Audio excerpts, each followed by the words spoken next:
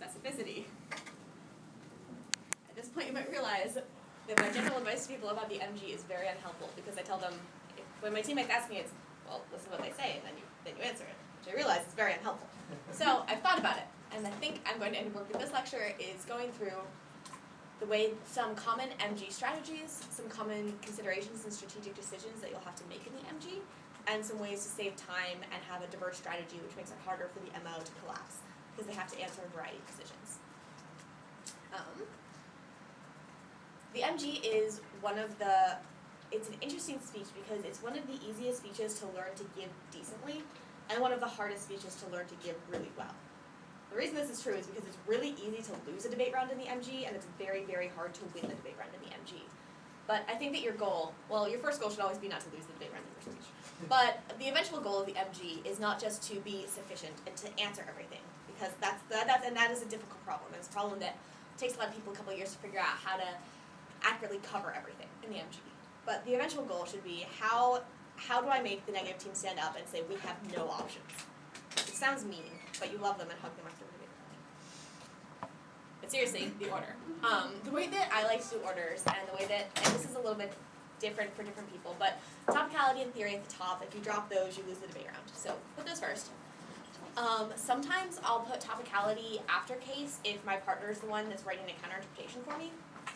And the reason why I put this after case is because, let's talk about it in a second, the way that the case can be debated and is sometimes strategic to be debated in the MG, it doesn't involve a lot of PMR flowing that part of the speech. So if you have to have something that your PMR is working on writing for you, do case first, have them write it, and then have them flow the speech, because the PMR needs a really good flow of the MG so they know what arguments to extend. So typically topicality or theory, or different types of theory arguments would come first that you're answering. If you're reading theory, it can kind of go anywhere. I recommend the bottom, because if you don't read theory, that's probably okay. Next, case. If you drop your case, you typically lose the debate round. There are some MGs that will go into rounds and know if prep went really badly. They just know that they're not going for the case. They know they're going to impact turn and disad, and that's what they're going for in the PMR. So understanding how your prep works and understanding what the utility of your case is, generally that's a situation where it's a coaching situation or a team situation where you just know that you don't have anyone in your team that can write apps, and so the strategy is to go for a turn. I usually put critiques on the bottom, but I think I recommend putting them in the middle for most people, which is things with alternatives, things that have advocacy and that have advocacy should come next after your case. So critiques and counterplans, because you do typically need at least, it's very hard to outweigh those with just case impacts. You kind of need an argument that's specific to the other team's advocacy. Whereas I would put disads at the bottom, because if worst comes to worst, you can always just impact calc out of the disad in the PMR. This is a strategy that my partner and I probably relied on a little bit too much, and it's probably because we always put disads on the bottom of the MG order. But it is a strategic and viable option that you can use your case to outweigh disad. So the case. Something that I have found is very helpful for judges flowing the case debate and also for the MG giving it is during the last 2 minutes of prep, and we set our timer for 2 minutes less of prep. In the last 2 minutes, the PMR, the person who's either your PM, who's your partner, or the person who preps the PM, which is always Sarah Hamid on our team, comes over and gives me a very short explanation of what the case does. Oh, I mean, we get this explanation at the start of prep, because the MG should know what the case is. But gives me, and we talk about a 20-second overview on the top of the case flow to extend your case, explain what it is, reiterate it. It makes it really clear in the judge's mind, and it means that the judge is going to give your PMR a lot more leeway in extending things, because they feel like the entire case was extended. So a little, and usually 20 seconds is probably kind of long. A lot of times it's a sentence overview on the top of the case flow. And then 1 to 2 sentence extensions on the advantages with extensions of your specific impacts. So for instance, a terrorism advantage. Extend the terrorism advantage. We say that terrorists have nuclear weapons in the world with the status quo, and the break is that they're using them at any point, which means that our impact can happen at any time, and is the most magnitudinal because mutually assured destruction doesn't apply. Short extension that allows you to get access to your impact on the advantage, and it kind of extends and gives a thesis and overview of your advantage. Yes, like I said, these help your PMR to have more leeway. They also help you as the MG, because then a lot of times, if teams have a lot of things on the line by line, having a little overview on the top of case helps you to refer to and just extend through a lot of ink, because you've already re-explained something. And a lot of times, some of the solvency arguments that happen on the case debate between the LO and the MG can be really resolved by just an explanation that that's not what our case does. So, beneficial to have those. On the line by line, group and conquer arguments. It's very difficult as an MG to have to go through 10 arguments on a specific advantage, and they're all defensive arguments, right? They're all solvency deficits or impact defense, but any one of them could mean you don't get access to your advantage. And it makes it really hard for your PMR, if there is that conceded defense on the advantage, to use it to outweigh other things. So figuring out, isolating which arguments are the most, would have the most offense or are the most devastating to your AF, and focusing on those, but also just grouping arguments that are very similar. So if there's 3 arguments based on a specific plank of your solvency, then maybe do a mini overview on that solvency, explain what your solvency does, what the mechanism is, and then that will really resolve and then apply it to be these 3 arguments don't address our specific solvency, because they don't address the way that your AF solves, they're just kind of generic to the way a topic could solve. Picking advantages. So, one of the ways that the MG can, it's very hard to get a good time trade-off in the MG, because you have to answer everything that the LOC said, and then they get to pick what they collapse to. One way, if you feel like you're really, really time-pressed in the MG, to get a time trade-off and a time advantage is by kicking time trade-off and an advantage on time, is to kick one of your advantages. I see this most often in rounds where there's one critical and one policy advantage, and in the MG they generally just kick critical advantage. Because usually there's not enough offense on it, it's just a bunch of defensive arguments and they can kind of kick out of it very easily. It takes 2 seconds. And then that's 30, 45 seconds of the LOC that they don't have to respond to. You have to be careful kicking advantages because of times trade-off and strategy in the MG versus the PMR. So yes, you have to kind of weigh the benefits and disadvantages of getting that time trade-off in the MG versus giving your PMR strategic options. It makes the block a lot harder when they go for both advantages, because in the block then you can't tailor your impact calculus to the disad outweighs this advantage, which is the one you're going for. You kind of have to do it to both. And so that's a conversation you need to have with your PMR. I'm assuming everyone in the room is an MG, or you go back and forth, which is awesome. Having that conversation with your PMR and figuring out if it's beneficial to have the time trade-off or to have the more strategic options. And also, when you pick an advantage, it's gone. You can't go for it anymore. So if all of a sudden they read 10 new defensive arguments on the advantage you didn't kick in the MO, they're defensive arguments, they're allowed to read them, it's very hard to respond to them in the PMR, and now you can't kick that advantage. So, okay, really quickly, so I'm using a lot of acronyms and talking kind of quickly because I don't know if I think that there is a regular MG lecture going on right now for people that are less familiar with the speech. If anyone has any questions, feel free to ask. Go for it. Or if you need me to slow down or explain something, ask.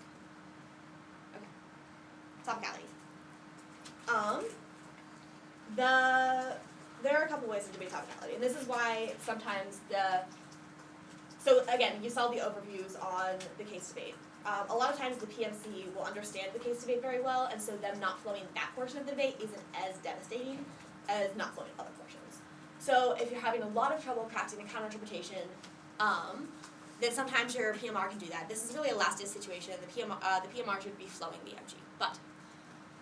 So the most, and this is listed second because of order, but the most important part of answering topicality is crafting a counterinterpretation. And it's something that I see, I don't know if this is common to all teams, but that Oregon really never did in prep, and we kind of started doing that last semester, is we know our app isn't topical. We know that this is the interpretation people are going to read.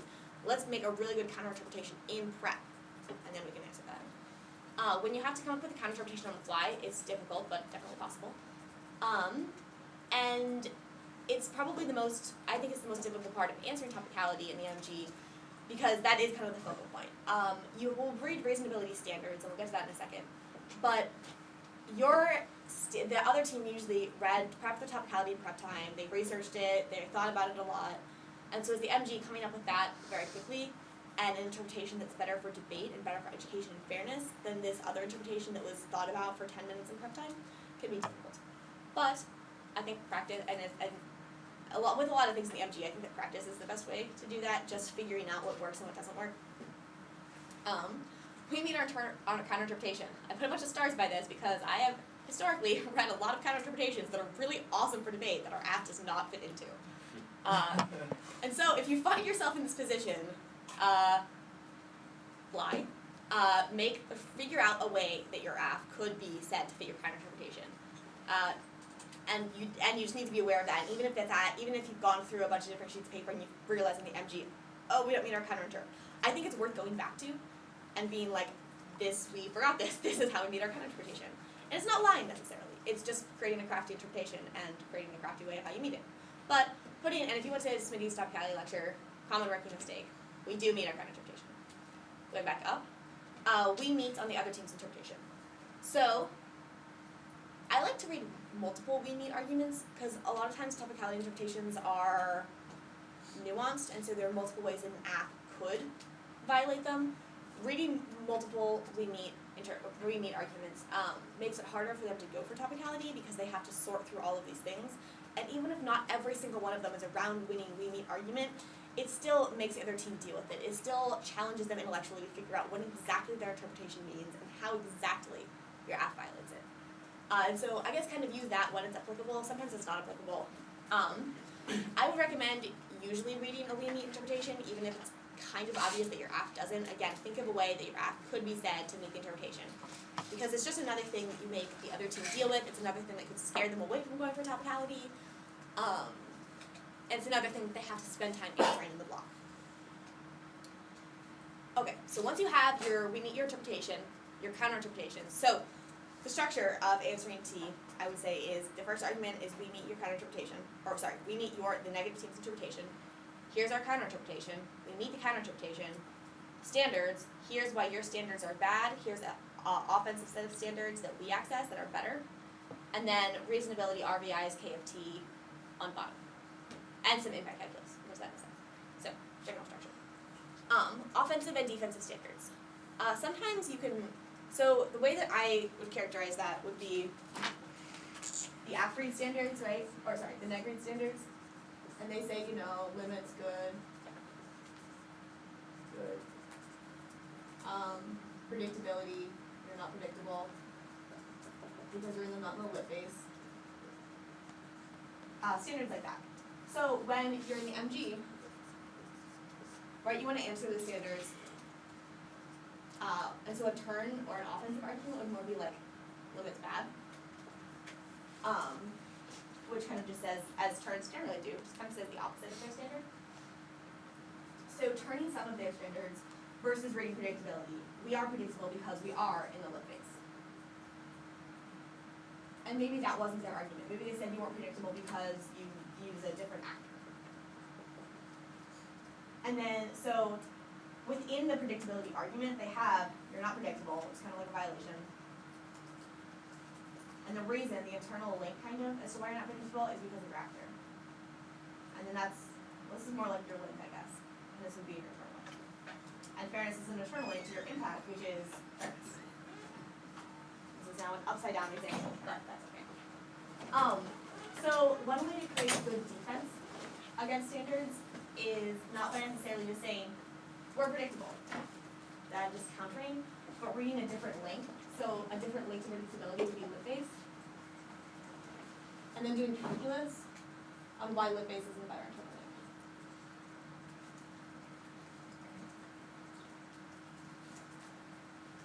So figuring out which standards you want to turn and which standards you want to answer with defense is a good part of answering topicality in the MG.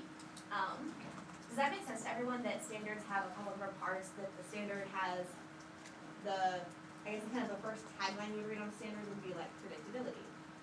And then your explanation would have a link as to why you're unpredictable, I guess the question why. And then you have the internal link to the impact, which for predictability is usually fairness. So this whole thing is an internal link to the internal impact of fairness. Does that make, I'm not sure how many T lectures we've all had, because I don't know when they happen. I should know this, sorry. So, yes. So, breaking the argument, and I said this in the answering critiques section, and I think it's applicable not just to critiques, but to most arguments. Break them down into their parts. Look at the parts and find the weak points in that. Because a lot of times, someone will make a really convoluted argument that on the whole sounds really good. Once you start to look at it in its individual pieces, you realize what the weakness is. So, figuring out which standards you want to turn versus figuring out which standards you want to read defense on. And then, reading counter standards. So this is standards. reading counter standards. So maybe grammar is one of your counter standards. Maybe your interpretation is best because it's the most grammatical interpretation of the resolution. Maybe your interpretation is best because it isn't the most grammatical interpretation of the resolution. Reading reasons, not necessarily why you are fair, or you are predictable, you give a good amount of ground, and you limit to 5 different topics on the app. Yeah? Where do you flow your counter standards? My clothes always get really messed up when I try to keep them there. I leave room for them at the bottom. I generally would do... So you would say them at the bottom of the Yeah, and it depends. If I think that my counter standards are a lot better than my answers to the other team's standards, for instance, if my app is not fair, my app is not predictable, and really does explode limits on the topic, I would generally start the debate with reading my counter standards as to why grammar and ground are more important than these standards. And it's kind of a perceptual thing. But if I thought that the standards were silly, and that my interpretation of the topic really did lead to only 5 apps, I'd probably answer limits on top. It's like when you write 5-paragraph essays, right? You start with your strongest point, then you do your weakest point, and then you do your middle strength point. Same thing for anti-debate arguments. Does that answer your question? Yes. So reading counter standards. When you turn standards, you have to be in the MG. You have to be kind of careful because saying something like predictability bad as a tagline, if you don't explain it correctly, judges are like, okay, fine, predictability is bad. I'm going to be unpredictable in the way that I vote. So you have to be careful of that and give a good explanation. Will Chamberlain has never judged you. This has happened to you, I promise. But I think that Smitty's going to talk about that in his advanced answers to topicality lecture. And he's better at that than me. So, reasonability, always put it at the bottom of your flow. Even if you don't specifically hear a competing standards argument coming out of the negative, they will probably make one in the MO, and sometimes you don't hear it because it's really flippy and it's just, come and turn, next. So I'd always put a reasonability argument there, and it can just be very, very short. RBIs, sometimes they're strategic, usually they're not. It kind of depends on your judge. It's gotten to a point where a lot of judges are saying, T is an RBI, not sufficient for them to vote on it, give like one warrant, like topicality is a reverse voting issue because reading topicality decreases education for literature base. And then get an internal link to one of those impacts of fairness or education as to why T should be a voting issue. People always make fun of them, but you never know what's going to happen in the block, and sometimes you're really, really, really glad that you had that RBI. And that kind of goes with, we'll talk about in a second, reading theory in the MG as a way out of the debate round if you think that there's a possibility that the block is going to come up and just be very, very dominant and very good, and you're going to be in a position where you can't win one of your non-theory positions in the PMR. Critiques of topicality, again, this will be talked about more at the T lecture, I know. I will say that in the MG, don't read critiques of topicality if your app isn't critical. I've done this, sometimes it works, usually it doesn't. You need to have, if you're critiquing topicality, it can't just be topicality is bad, it has to be, this is why my app indicts topicality. Okay. Any questions on T? Yeah. Yeah. How do you feel about multiple counter interpretations? I feel very good about them. The thing is, I like reading multiple counter interpretations, but you have to make sure that your app meets all of them and that all of them can function in the same round. Okay. For instance, and you see this a lot more with other types of theory debates, right? The negative will read a topicality that has 10 cases that could fall under it. And then they'll read a theory interpretation that has 4 cases that could fall under it. And then they'll read a framework that only has 1 case, and none of these cases are the same. And then it's good as the MG to come up and say, look, there is no one thing we could have done that would fit all of your theory interpretations. So I think that reading multiple counter interpretations is good, but different parts of the resolution is a good way to do it. For instance, even if the topicality violation was based on one word in the resolution, I might define the word after it and talk about how it's a modifier or something like that. But just make sure and be very careful when you're reading multiple counter interpretations that you have to have a case list at the end of your topicality debate. You have to have a case list of what your interpretation of the topic would lead to these cases and why those cases are good. And if you have 5 cases that fall under one interpretation and 5 that fall under a different one, it makes it very confusing and hard to debate. Okay. Theory. So people always recommend reading theory in the MG. And it is a good idea because you never know what's going to happen, and sometimes it's very good to be able to have a 30-second position that nothing else in the debate can matter, you can just go for that. It isn't easy out in the PMR. Sometimes people drop theory, sometimes it's just the most strategic out in the PMR. However, I will say that it kind of depends on your strengths, and that these things that people say, like you should always read theory in the MG, are really dependent on your team and on your strategy. For instance, people always say you should always read theory against cheater counterplans, and cheater counterplans, that should be in quotations. They really aren't cheating, they're questionably cheating. But things like veto cheato, contest cheating and abstain, which means that you veto the plan and then have an pass, so the affirmative will just pass the plan. Does everyone know what veto is? Okay, that's what I said. Or word picks, that you should always read theory against them.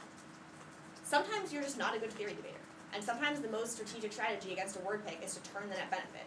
Yes, they might be only leaving you like this much ground, but if you can utilize this much ground and turn it, and turn the net benefit as to why whatever their net benefit is isn't good, that they pick out of, it's actually really bad, then maybe you don't need to read as much theory. And if it's a time trade-off between reading a mediocre theory violation and a mediocre impact turn to the net benefit, or reading a really good impact to the net benefit, or a really good theory violation, weigh that. So theory in the MG, it generally is very good, but make sure you play to your strengths. And if you absolutely know that you're never going to go for theory in the PMR, maybe for some rounds it's strategic to still read it in the MG, but people will very quickly figure this out. They'll very quickly figure out you're never going to go for theory in the PMR, and they're going to start answering it very, very blippy, and you're still not going to go for it, and then you realize how silly it is that you've been reading theory all of this time and wasting time in the MG. Any questions on theory in the MG? Critiques. This is where, and so I guess a lot of the MG is based on prep. And so I don't know how different teams prep. Sometimes you have to help prep the AF when you're the MG and don't get to write answers. Sometimes you prep answers to 10 different sheets of paper, and as soon as the LOC happens, you have to throw all of them away because none of them were what you anticipated. It's just kind of a fact of life of being an MG. You have to realize that no matter how much you prep, there's going to be a couple rounds where you just throw everything on the ground and have to do it off the top of your head. One of the things that I've noticed when we read critiques and people answer them, and also that I've noticed is different about how I as an MG answer critiques, is that people will generally rate, okay, this is a K team, I'm going to write down my answer to K's block.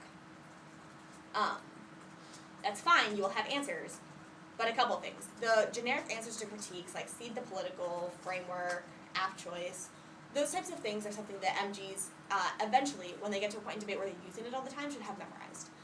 Because it takes a lot of time to write all of these generics down during prep time. You don't have all that much time, and you want to focus on things that you need to research.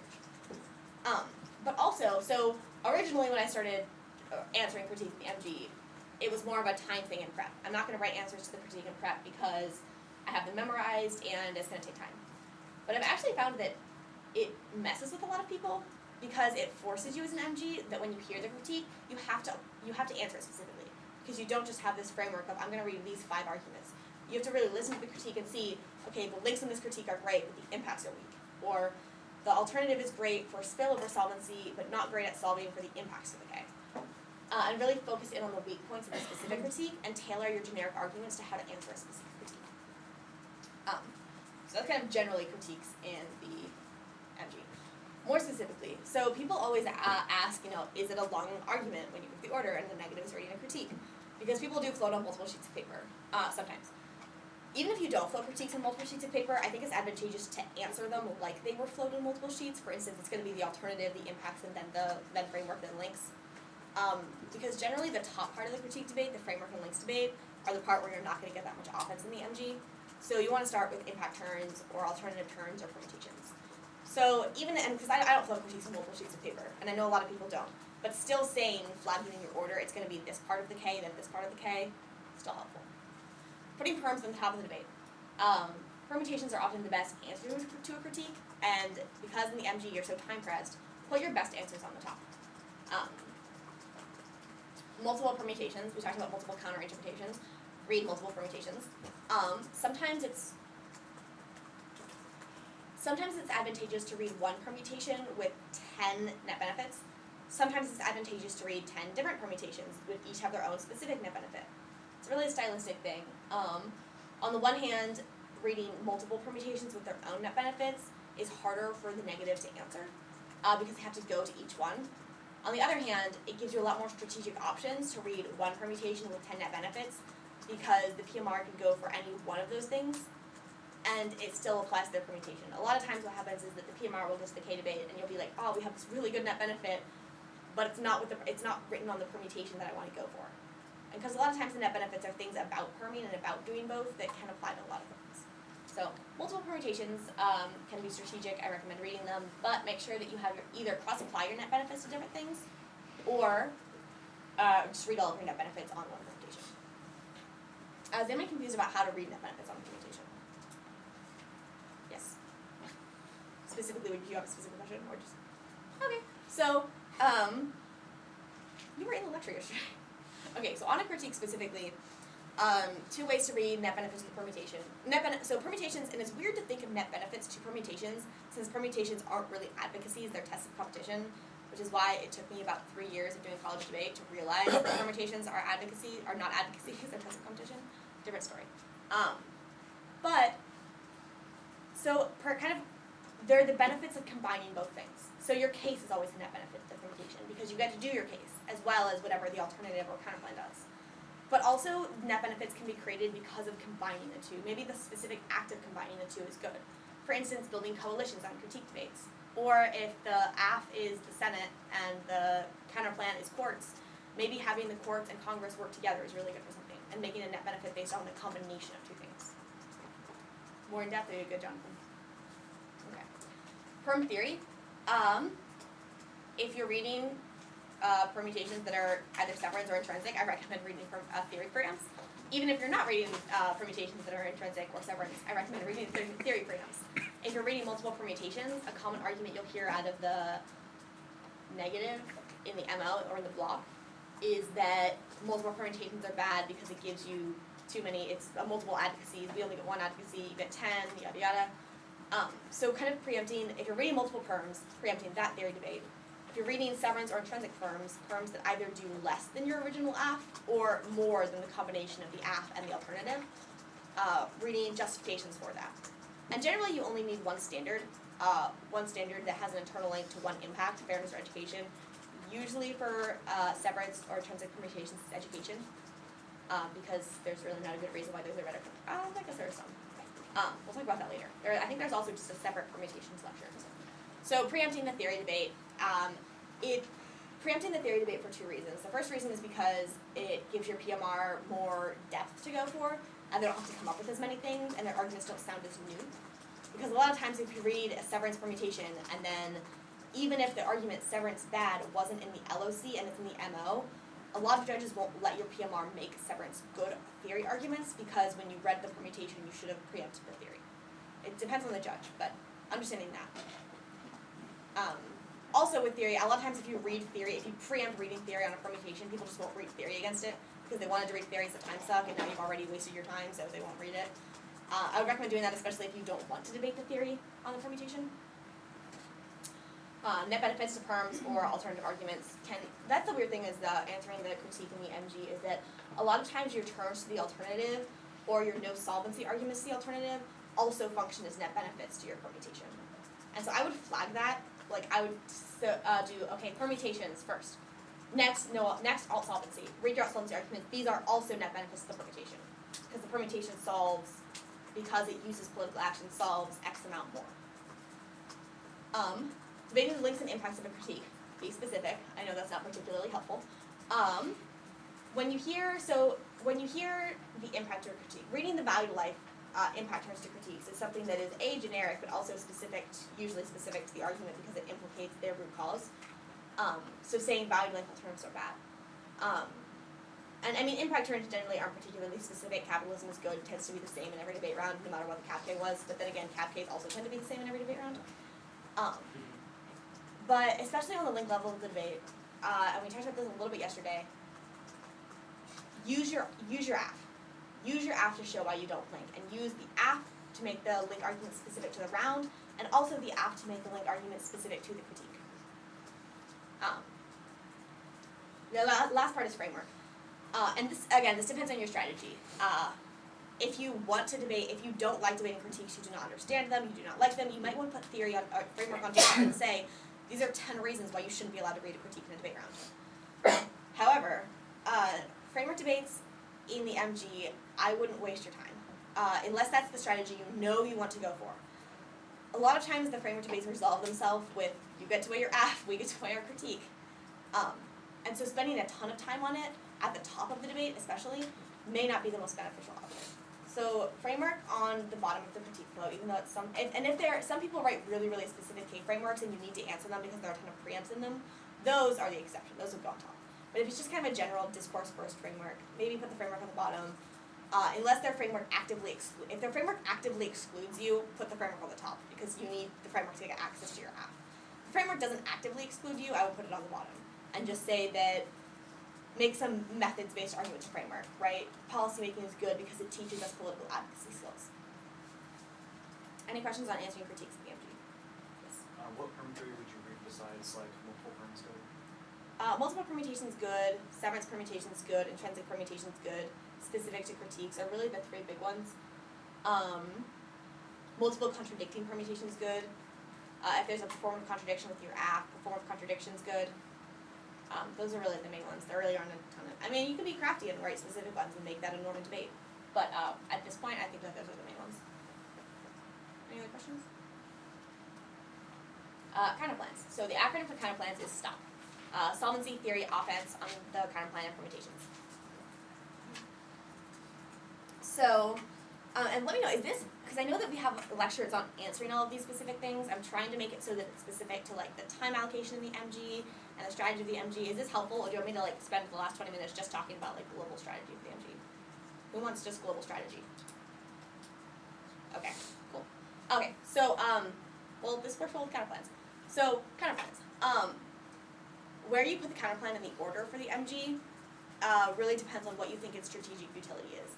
Sometimes you'll hear a counterplan and you know that the only thing that the counterplan does is to get access to one of your advantages and the disad's going to outweigh the other advantage.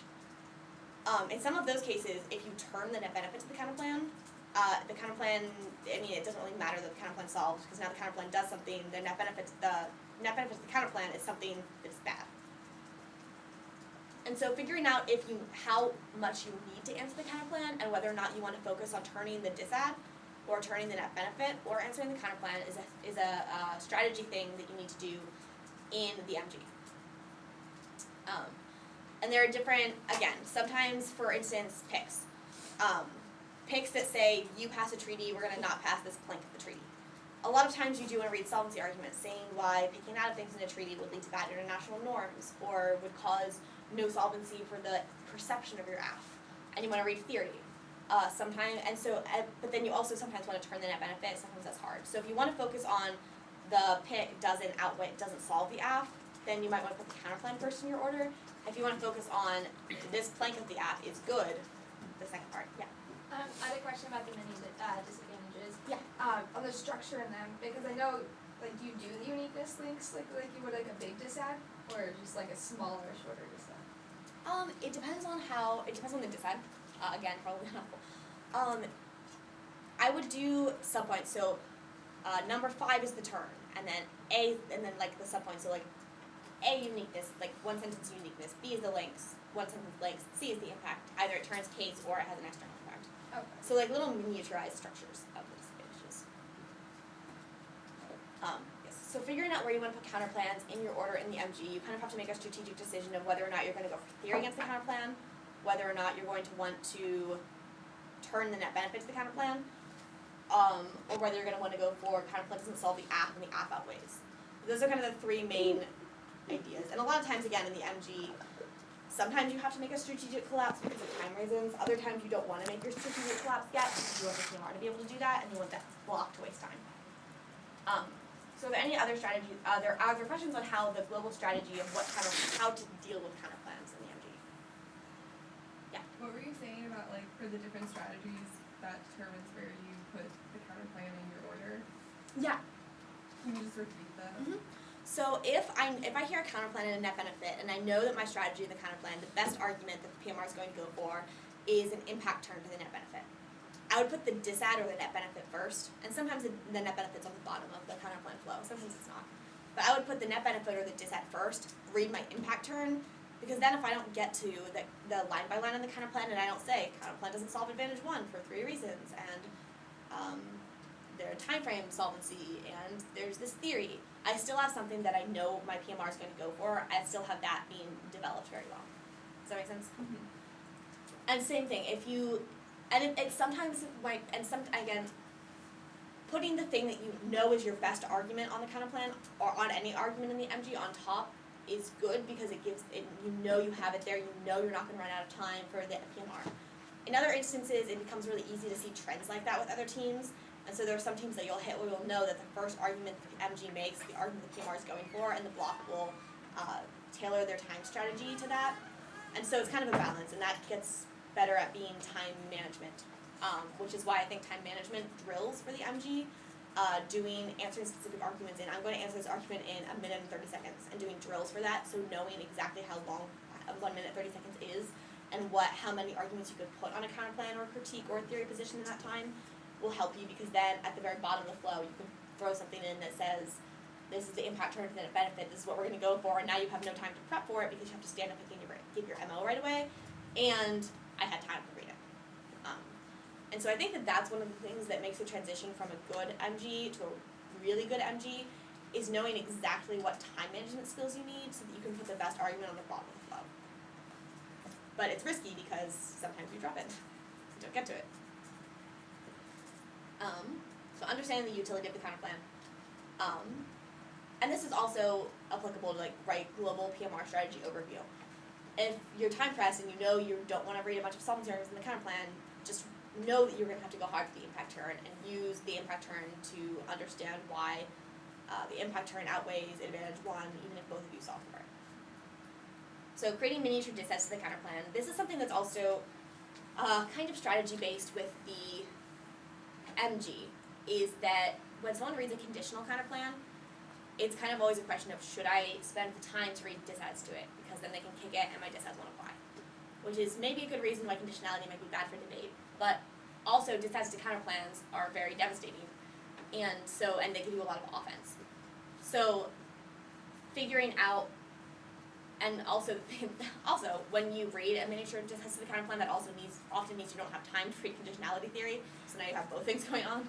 But yes.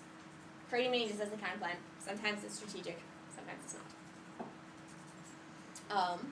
Solvency, these are things that I like to put stylistically at the top of the counter plan debate, just because they're things that are really easy for the PMR to go for, and sometimes they're very obvious so you don't think to read them, but you do need to read them, is counter plan doesn't solve advantage 1, counter plan doesn't solve advantage 2, counter plan doesn't solve itself.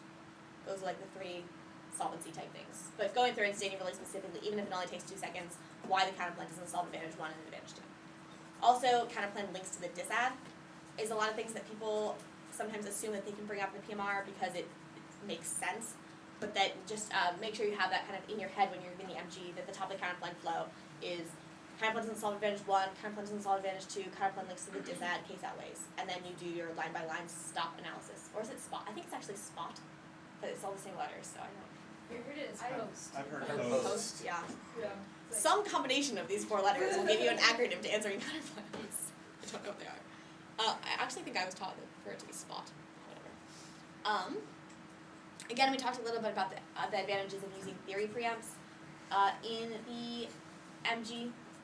Also, if there's a team that you know, and a lot of the MG comes down to also prep time strategy. If there's a team that you know likes to read consult or conditions or veto, figuring out specific permutations in prep time can be one of the more strategic things.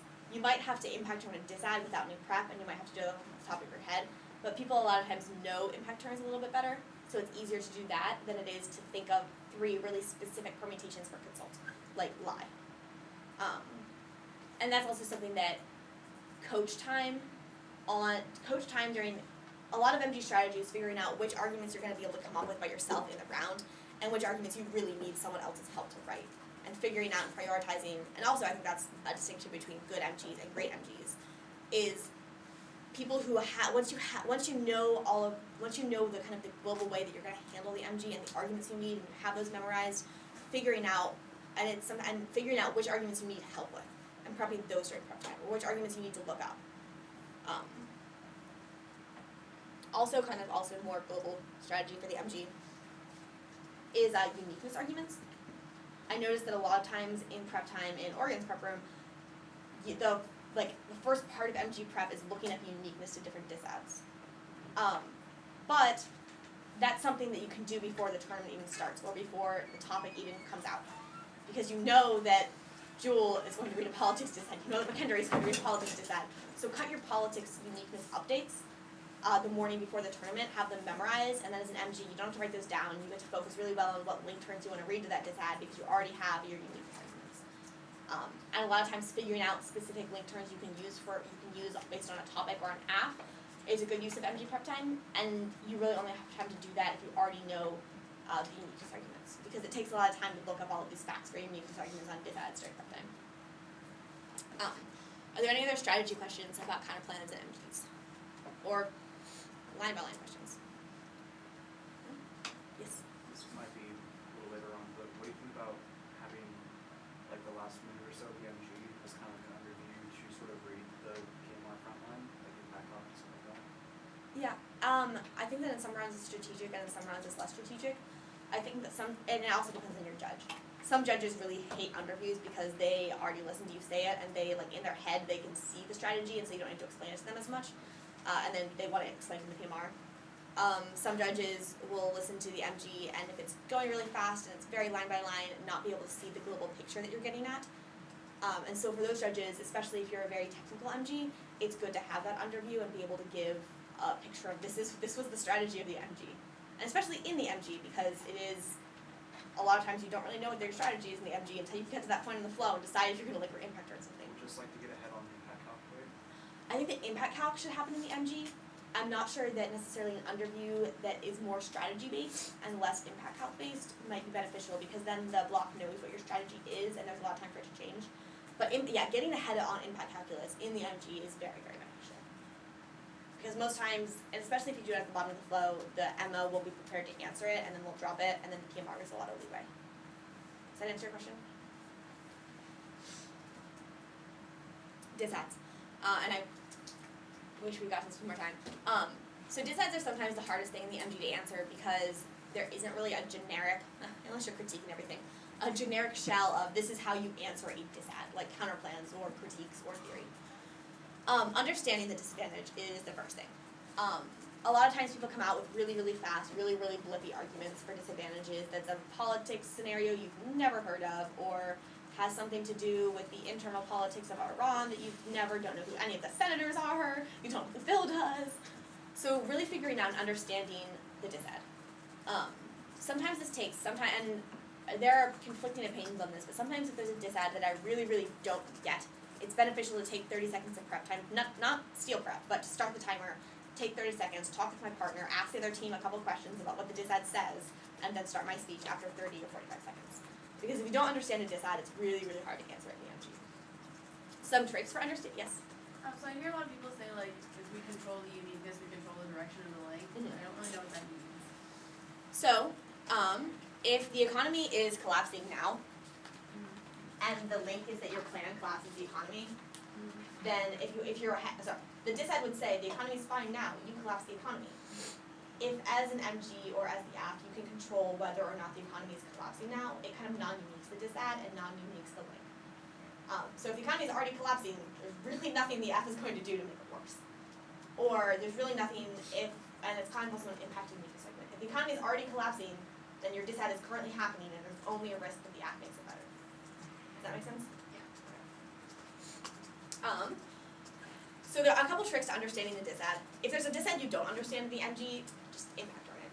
A lot of times you'll hear nuclear war, or economic collapse, or terrorism. If you can have a couple impact terms that you have memorized and there's a dissad you just no idea what they're talking about, but you hear terrorism, read your terrorism good impact terms. That's one way to do it. The worst way to deal with a dissad that you don't understand is by not addressing it. Don't do that. This happens especially on. I hear a lot of teams and this is more when I'm judging in high school, but they don't understand the uniqueness story on the dissad, and so they just read their link turns because they get those. But it's right, uniqueness and link turns are a coherent argument, you need both. So if you want to go for link turns, it's beneficial to take that time to understand what the uniqueness story is, to ask the other team a question. And there's this huge stigma about, we're ready to debate, we understood it at the first time, we don't have to ask questions. Ask questions, it's fine. But if you know you want to go for a link turn, it's beneficial to really get the uniqueness story, because a lot of times, right, the uniqueness does control who, it's not, and I don't, the term uniqueness controls the direction of the link is kind of funky to me, but uniqueness controls who wins the disad, I guess a better term. That makes sense to me, but the like direction. We can talk about that a little bit later, because I've, with people who understand disads better than me, no.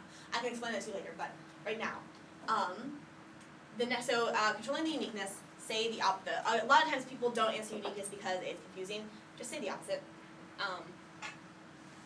Yeah, it's very simple. If you hear X bill is passing and you don't know who the senators are or what the bill is, read a set of unique blocks that says that Democrats and Republicans aren't compromising on anything in the status quo. Or no one is talking about the economy in the status quo.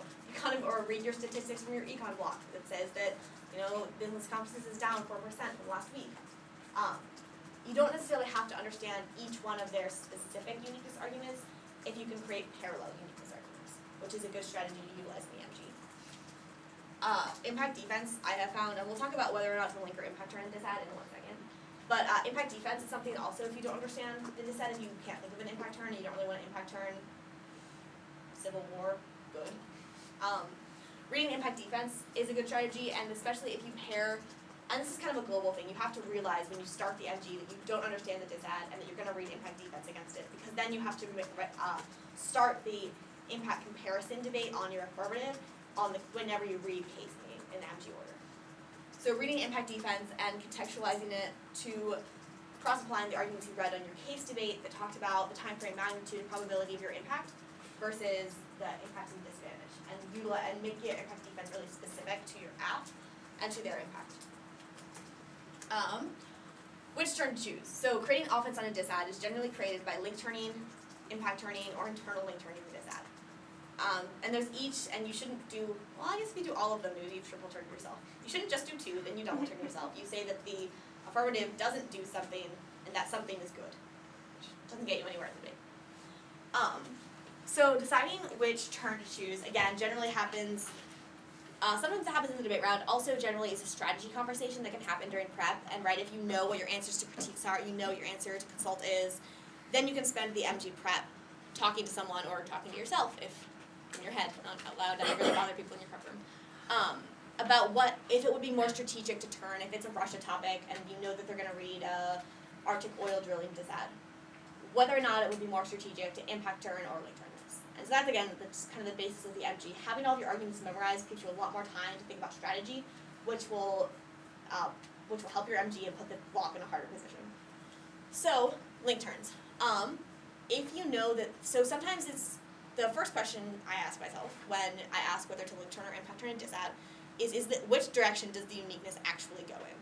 So debaters make a lot of arguments, we say all the time, the economy is up, the economy is down, this politics says it's passing, it's not passing. Generally in the literature base, there is a consensus on whether or not which direction the uniqueness goes. And so and a lot of times if people want to read a politics disad or an econ disad, they don't really pay attention to the uniqueness when they write it, they just kind of make the uniqueness fit the disad. So thinking, which direction does the uniqueness go? Do I have the research done already to win the uniqueness level of the debate? And if I do, if I think that's strategic, then I'll generally go for a link turn. Sometimes a link turn just also doesn't really exist. Sometimes it's hard to say, especially on a politics disad, that Republicans are really happy about environmental policies. Sometimes that's difficult. Sometimes you can make it work, sometimes not. So the first question is uniqueness. Do I have the uniqueness? Is the uniqueness going in which direction is it actually flowing? Next argument, are there link turns? And you can create some pretty crafty link turns if you have the uniqueness going in the right direction, right? A link turn doesn't have to be, you said it makes Republicans mad, we say it makes Republicans happy. It can be something about coalitions, that if the bill passes, X and Y senator will make a coalition to pass it, and these two will also create a critical mass to pass this other bill. Or Blue Dogs will do something as a result of the plan, which will give them more political capital to pass this other thing. So, uniqueness focus, and then figuring out if you want to, how good your link turns are. If you know that the uniqueness is going in a particular direction, and you can't figure out a link turn on a specific politics disad, you kind of have 2 options. The first option is to read uniqueness overwhelms the link as a defensive argument instead of an offensive argument, and then impact turn the disad. Or you can read a parallel link turn. So maybe not this makes Democrats sad, this makes Democrats happy, but something a little bit separate that isn't necessarily turning their link story, but is an alternative way that another link story could go. So that's kind of how the decision calculus you go through if you want to decide whether or not to read a link turn. Sometimes you will decide, yes, link turn, I want to do it, good, go research, write your link turn. Other times you say, it really doesn't exist there, I'm not comfortable going for it, I maybe could make it work, but I'd rather do something else. Impact turn. Impact turns can be pretty generic, which is why in rounds, when you don't understand a disad, it's pretty easy to just, and I see, it's not very easy, but it's possible, it's more possible and more accessible to just read an impact turn the disad. They're generally kind of generic. If you know that someone's reading an immigration politics disad or a business confidence disad, sometimes it's beneficial to, in between rounds, so if you know 3 teams at the tournament are reading immigration politics or sequestration politics, in between rounds, this is another something with the MG, that the MG has to prep throughout the entire tournament, not just during prep time. They prep before the tournament, they prep at night, they prep during lunch, they prep right after the round, they prep sometimes when they're carrying RFDs, which you shouldn't do because RFDs are beneficial, but sometimes they do it. MGs are always prepping, because the more things you can prep and have memorized for the MG, the more strategic decisions you can make in prep time. That's like the 10th time I've said that. I'm sorry. So maybe in between rounds, if you know someone's reading a particular disad a lot, write a very specific impact turn, research the impact turn. If you know someone's reading immigration politics, you want to research maybe a parallel impact turn. They say that immigration is going to collapse the border security and lead to terrorism. Research a parallel link turn that says that immigration increases wages, or that immigration has high-tech beneficial jobs, or immigration decreases cost of food, which leads to lack of starvation. Something that's kind of a parallel link turn, not necessarily the impact that they read for border security. So immigration has a lot of different impacts. They read border security. A traditional impact turn would say border security bad, border security good. A parallel impact turn could say immigration's good for these other things. So researching those in between rounds for impact turns is very beneficial. Internal link turns, sometimes less offensive, as in they're less mean, not as in they're less strategic. Sometimes reading nuclear war good, questionably. Sometimes reading, if someone has a genocide empathy, they're just sad. Reading just genocide good, probably not the best option. But reading an internal link turn, which says, which turns the internal link level debate, instead of saying that X will lead to genocide, you say, or they say that X will prevent genocide and your plan causes it, you say no, X prevents genocide. Both teams are trying to get access to the same impact of genocide in a particular region, but they're doing it and they're claiming that different things will cause it. So we talked about, so that's internal link turns. Parallel turns we kind of talked about. And that's the end of the PowerPoint. And I'm sorry, I wanted more time for questions. Feel free to come up and ask me about MG things. But does anyone have any questions about MG, disad specifically, global strategy? Thank you all.